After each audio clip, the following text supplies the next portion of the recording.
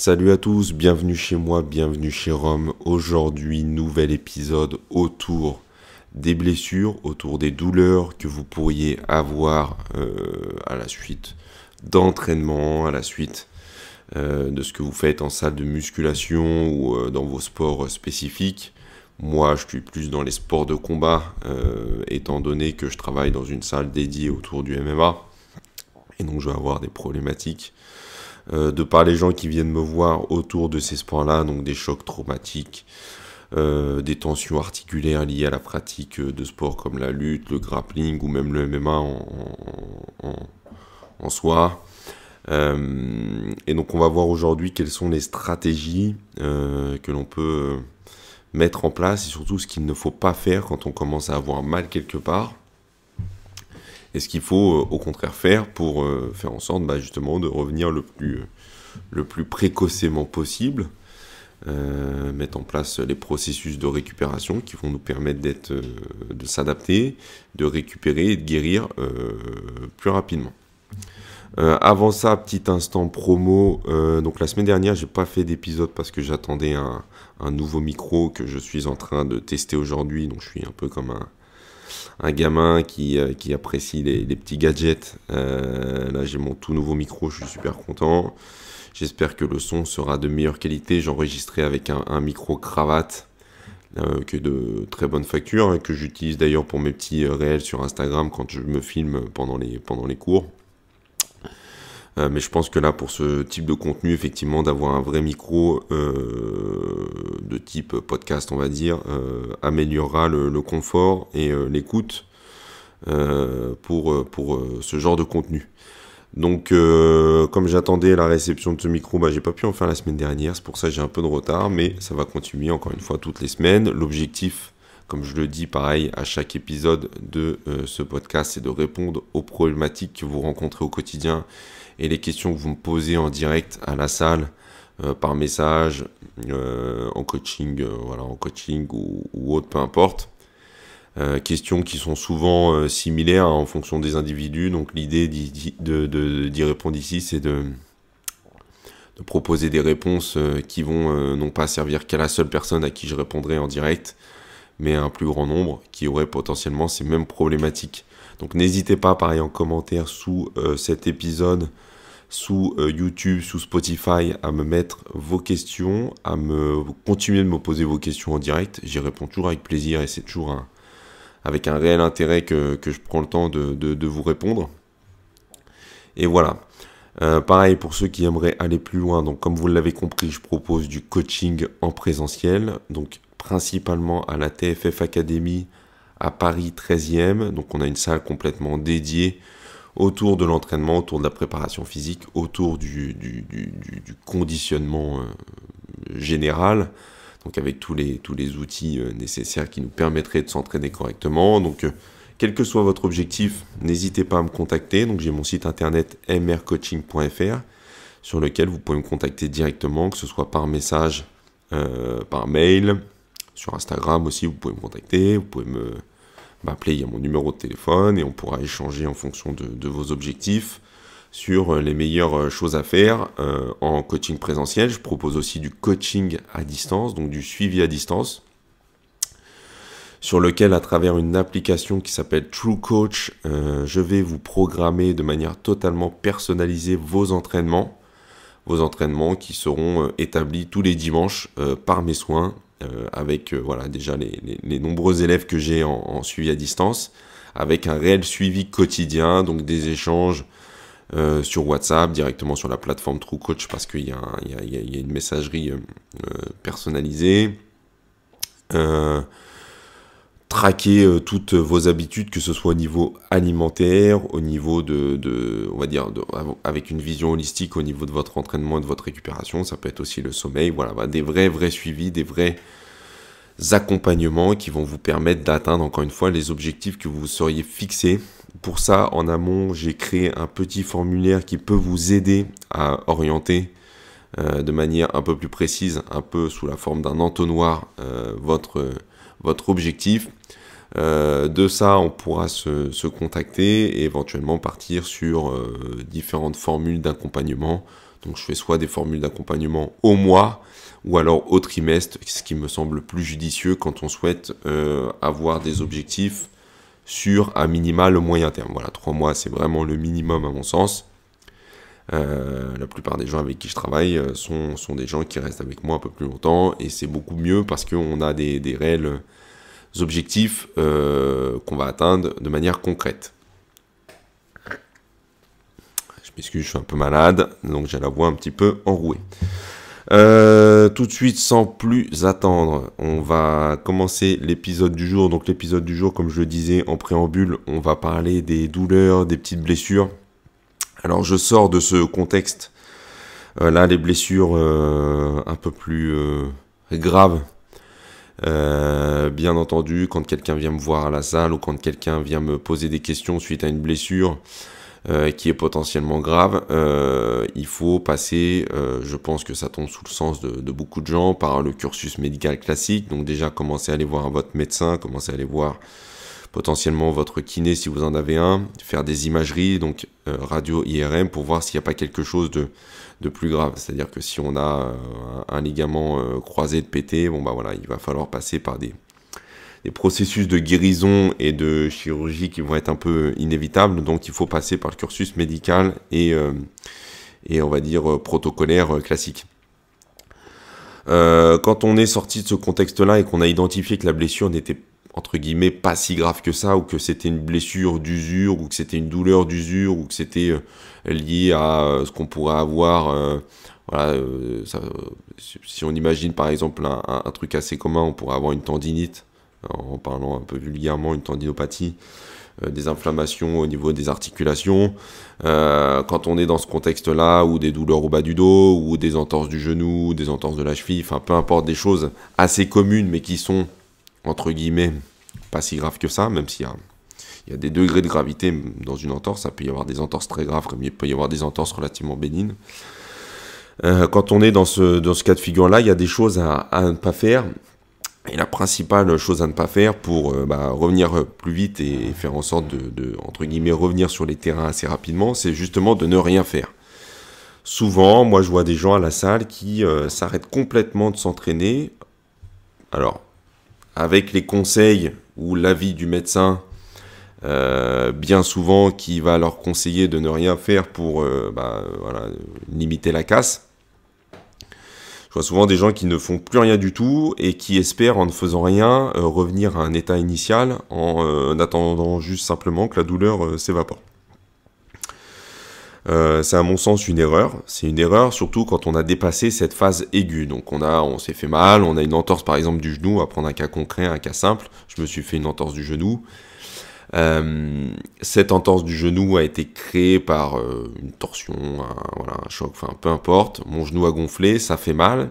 On va avoir ce qu'on appelle une phase aiguë. Donc cette phase aiguë, c'est la phase où vraiment ça fait mal. Mon genou est très gonflé.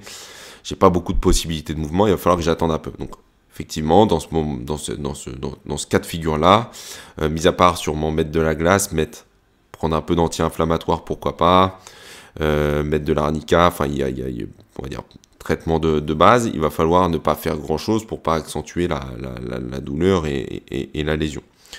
Sortie de cette phase aiguë qui peut durer plus ou moins de temps, donc je pense qu'en fonction de la gravité de la blessure, on est de l'ordre de 1 à 2 semaines. Il va falloir très rapidement, à mon sens, reprendre une activité qui va permettre justement à l'articulation ou à la zone lésée de se remettre en condition. Il faut savoir que le corps fonctionne à l'économie. On a un corps qui fonctionne à l'économie, c'est-à-dire que si on n'utilise plus quelque chose, notre corps n'a plus d'intérêt à l'utiliser, n'a plus d'intérêt à le faire fonctionner, et donc on va perdre ce qu'on n'utilise plus. Si, par exemple, je décidais du jour au lendemain de plus tendre mon bras et de garder mon bras en position fléchie, si je reste comme ça pendant 1 an, mon corps va capter que cette nouvelle position est une position normale et donc je vais avoir énormément de difficultés au bout d'1 an à tendre mon bras, fonction qui est normale pour mon corps, pour ma structure. Je vais avoir énormément de mal à tendre mon bras parce que j'aurais habitué mon corps à ne plus le tendre. D'accord ? Ça ne veut pas dire que je ne suis pas en capacité de le faire, ça veut dire que mon corps, à un moment donné, n'a plus trouvé les raisons de donner des informations nerveuses pour tendre mon bras. Et bien là, ça va être un peu pareil avec une blessure. Si j'ai mon articulation du genou qui a été touchée par une entorse, il va falloir faire en sorte que cette articulation puisse rebouger assez rapidement. Donc, je suis sorti de cette phase aiguë, mon genou a un peu dégonflé, j'ai un peu moins mal. Essayez tout de suite de remettre en place du mouvement, du renforcement en adéquation avec sa capacité, toujours avec la règle de ce qu'on appelle la non-douleur ou la douleur minime. On a une règle à ce niveau-là qui va être de ne pas excéder la douleur qu'on a initialement. C'est-à-dire que si j'ai une douleur qui, par exemple, correspond à 5, 6 sur 10 avant de faire mon effort, qu'elle ne s'accentue pas quand je fais mon effort et qu'elle ne s'accentue pas notamment le lendemain après avoir fait cet effort, ça veut dire que je suis dans la bonne direction. Ça veut dire que je n'ai pas excédé mes capacités d'adaptation. Ça veut dire que mon articulation, au fur et à mesure, va retrouver et mon cerveau va redonner de la capacité à réutiliser cette articulation lésée, mais va accélérer en quelque sorte le processus de guérison. Si à l'inverse, je fais une activité qui tend à accentuer pendant l'activité la douleur et surtout qui tend à accentuer le processus douloureux et inflammatoire de mon genou le lendemain avec un gros épanchement par exemple et une douleur qui s'est vachement accentuée le lendemain, ça veut dire que j'ai été trop fort et que mon articulation n'a pas pu supporter, mon articulation ou la zone lésée, vous avez compris l'idée, n'a pas pu assumer en quelque sorte ce que je lui ai proposé la veille. Donc il faut quand même continuer à rester actif, mais rester actif en faisant en sorte de respecter les capacités d'adaptation de la zone lésée. Je prends un exemple pareil. Moi, il y a 2 ans de ça, je me suis fait un fort lumbago, c'est-à-dire je me suis levé le matin comme une brêle et j'ai voulu porter mon chat qui était sur mon canapé. Et là, j'ai entendu un gros clac, une décharge dans le dos comme je n'avais jamais eu. Et je me suis retrouvé bloqué, mais véritablement bloqué. C'est-à-dire que c'était pas une expression, c'est-à-dire que j'étais figé comme une statue et il a fallu que je trouve les ressources énergétiques et mentales pour me déplacer jusqu'à mon lit pour pouvoir m'allonger parce que c'était vrai, j'étais vraiment bloqué. Enfin bref. Je me suis retrouvé dans une situation où j'avais jamais eu aussi mal de ça de ma... Enfin, j'avais un mal de chien, mais vraiment un mal de chien. J'avais le dos, mais qui était en vrac, mais complet. Allongé sur le dos, sur le lit, je mordais l'oreiller tellement j'avais mal. Dès qu'il fallait que je fasse un micro-mouvement, c'était une galère sans nom. Et bah pour vous donner un exemple qui est un peu extrême, parce que moi j'aime pas du tout me sentir en position de faiblesse, en position d'inutilité corporelle, si je puis dire, en incapacité.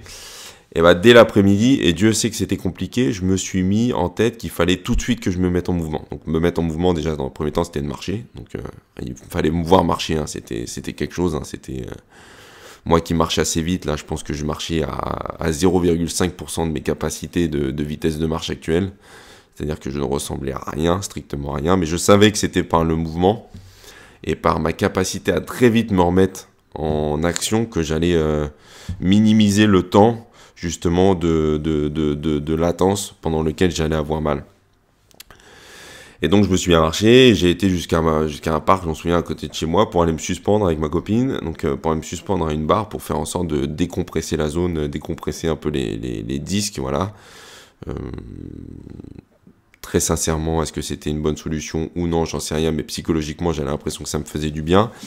Par contre, ce qui est sûr, c'est que le fait de marcher, et le fait de tout de suite créer du mouvement, je pense, m'a évité de rester dans des positions statiques figées qui n'auraient fait qu'empirer la situation. Je m'en souviens même que le soir, j'avais prévu d'aller au Parc des Princes et j'y avais été quand même avec un pote. Autant vous dire que c'était une épreuve aussi ce soir-là. Alors quand j'étais sur les strapontins pendant le match, ça allait, mais quand il a fallu se lever pour sortir... Pareil, comme le matin, j'ai dû engager toutes les ressources énergétiques, psychologiques et mentales pour pouvoir me lever de mon strapontin. Avec en plus, on est au Parc des Princes, vendredi soir, full, machin. Enfin, ouais, faut pas trop traîner, quoi, parce que sinon, on va vite se faire gueuler dessus. Et bref, c'était une galère sans nom. Donc tout de suite, je me suis mis en ordre d'action. Le lendemain, c'est pareil, j'ai fait en sorte de marcher assez rapidement. Donc le lendemain matin, j'ai pareil un bloc de béton. C'est-à-dire j'ai l'impression que mon corps n'était que béton et bois. Très vite, je me suis mis en action. Donc là, j'ai rajouté en plus dans la journée, je me souviens, des étirements, des exercices de mobilité pour faire en sorte d'être, entre guillemets, de relâcher les tensions. Hein. Souvent, on a des tensions qui s'accumulent justement parce qu'on se crispe en plus pour protéger un peu la zone qui a été très figée par justement c'est un lumbago, hein, par ce lumbago. Donc on se crispe un peu de partout, donc on est raide comme un piquet. Donc j'ai fait en sorte de retrouver un peu de mobilité, un peu de souplesse, un peu d'aisance. En ajoutant, il y en a encore pour rendre toute la journée, mais quand je vous dis toute la journée, c'était du matin au soir, je faisais des étirements de mobilité, de souplesse. J'essaye vraiment d'accélérer le processus. J'aime pas rester en incapacité, donc pour moi, dans ma tête, il faut que j'en sorte le plus rapidement possible.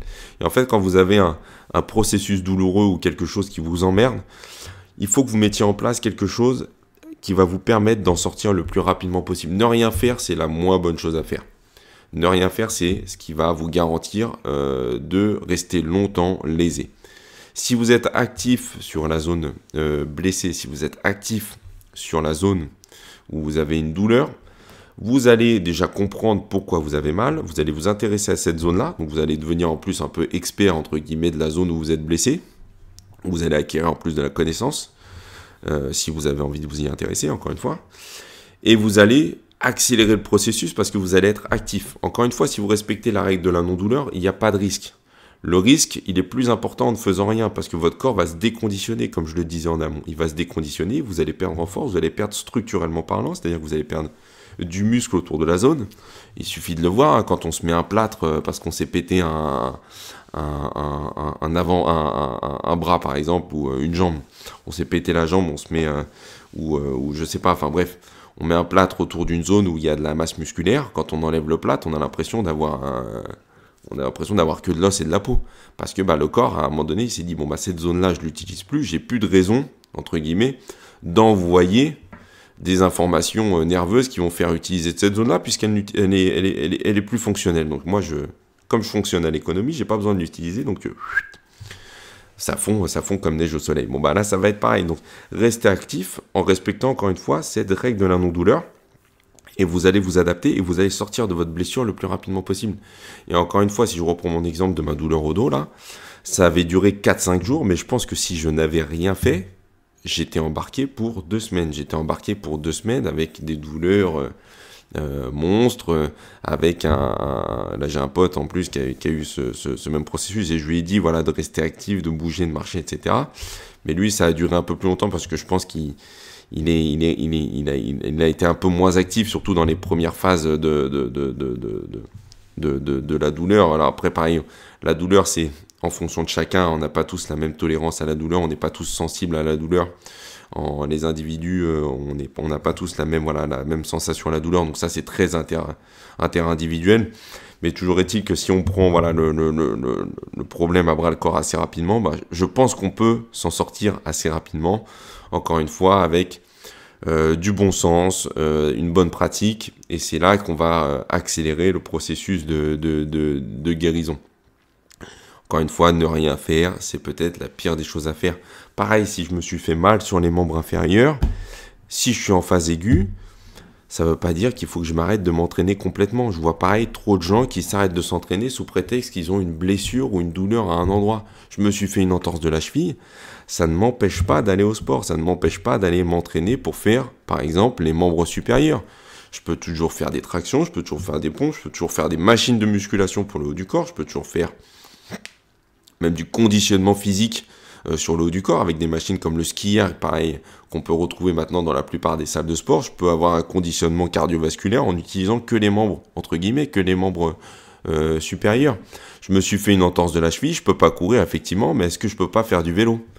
Est-ce que je peux pas faire même du rameur, potentiellement?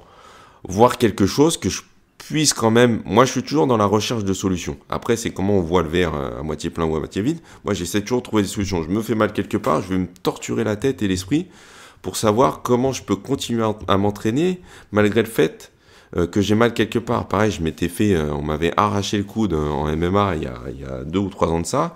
J'avais un coude, il faisait la taille de ma cuisse tellement il était gonflé.